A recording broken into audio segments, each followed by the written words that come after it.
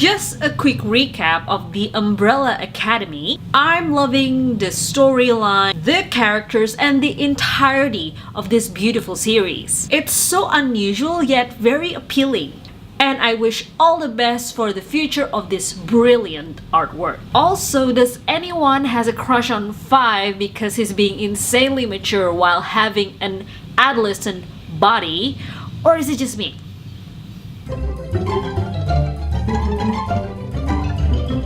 Good morning, afternoon, evening everyone. Hi, my name is Myra and welcome back to my channel. Yes, I have cut my hair.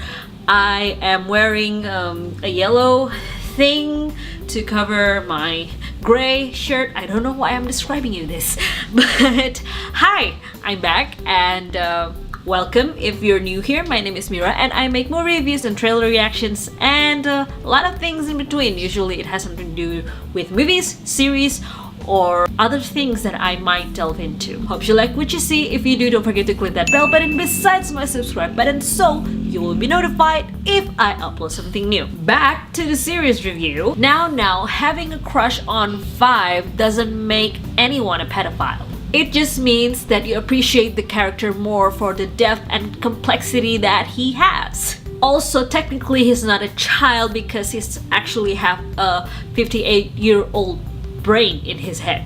So it can be concluded that I actually have a crush on a grandpa.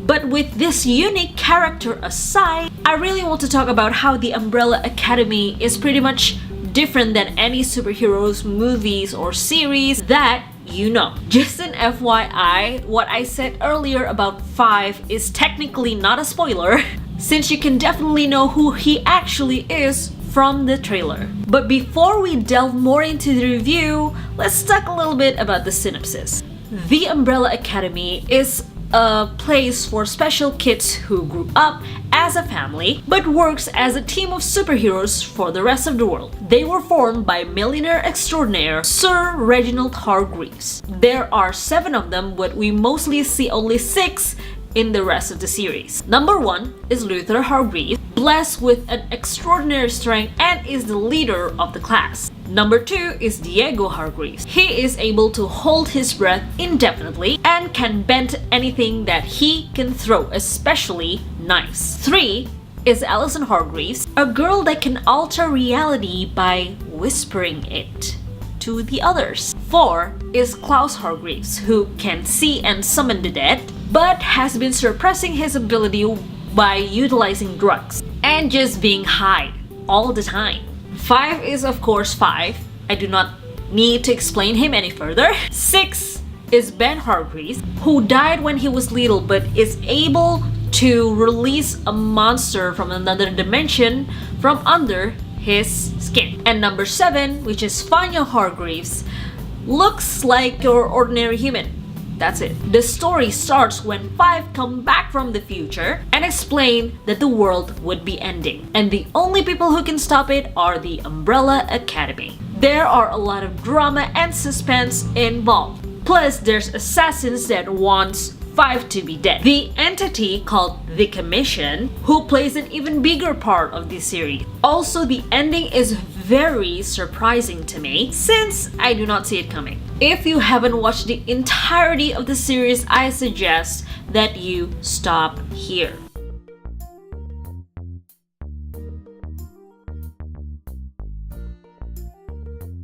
What I like most about this series is they just delve straight into the problem. There's only a brief explanation about their past, which is insanely mysterious. And then we are introduced to the characters when they are all grown up and when they were grieving. No excessive explaining about their background, no cliche pasts, just them, their power, and how they will handle the future. It's a nice change of pace from the other superhero movies that usually start with a long prologue of their protagonists. Not that I hate them, God knows I love those long prologues so much, but it's just nice to see something in a different view. Then there's the individualism of each character, which we can see right off the bat. The chemistry that they have within the family, both negative and positive, depicted clearly throughout the episodes, and and I will note some of them now. There's of course the should be but couldn't couple, Allison and Luther. Both of them are crazy adorable, but with their own sets of personalities. Luther wants to be a leader, but definitely not a good one, even though he is trying to. And Allison is always concerned about her only daughter. These two, probably as strangers, do not mesh well together. Yet somehow in this movie, they works, and really nice to see. Then there's Klaus, which I personally just love, because he's a very quirky character. I love him but hate him at the same time for the choices that he made. Although what I slightly disappointed about is when he went back in time accidentally and came back to the future after loving someone he loves so much. The introduction of Klaus' significant other is so short, and I wish I can know more about him. Even now, I can't seem to remember his name. If you guys remember, please let me know in the comments below. Diego also has an amazing story but doesn't interest me as much. And of course, as always, who I love most is 5. This is 10, but I meant 5.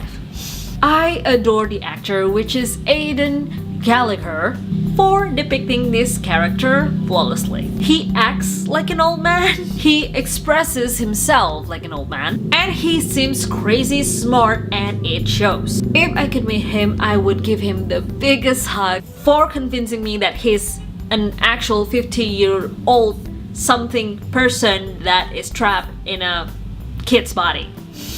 However, with great things, there's also flaws. The storyline of this movie focuses a lot on different things and different relationships. Therefore, it can be hard to track if you don't follow the episodes carefully. And it feels like the series want to tell a lot but didn't take the time to tell them, so it feels like the story is rushed. The changes are quick pace, but I can understand that they are essential to the story. There's also several supporting roles, the most notable one being Hazel and Cha-Cha, of course. Even though they are not part of the academy, we also get to see them grow, and I love how Hazel's relationship with the donut lady flourishes. I really want to see more of them in the next season, them being Hazel and Cha-Cha, if both of them are still alive. They have a really unique dynamic.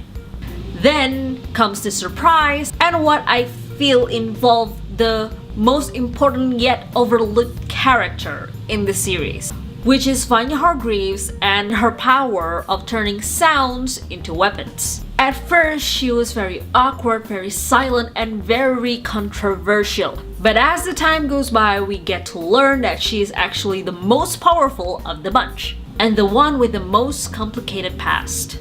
I feel like, unlike the other characters, Vanya's journey is the most complete one, since we get to see her from not knowing anything to literally crushing everything with the sounds that she made on her violin. She went from innocent to vengeful. And I want to say kudos to Ellen Page for playing this role beautifully.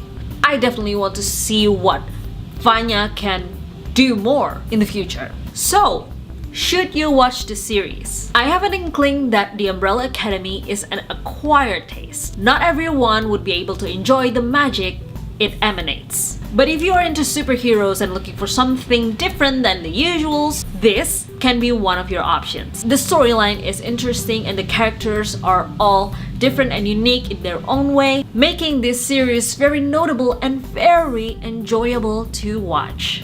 So that is all I have for you guys today. Thank you so much for watching. I hope you like my series review, and if you do, don't forget to comment, like, subscribe, follow me on Facebook, Instagram, and Twitter. They are in my description below.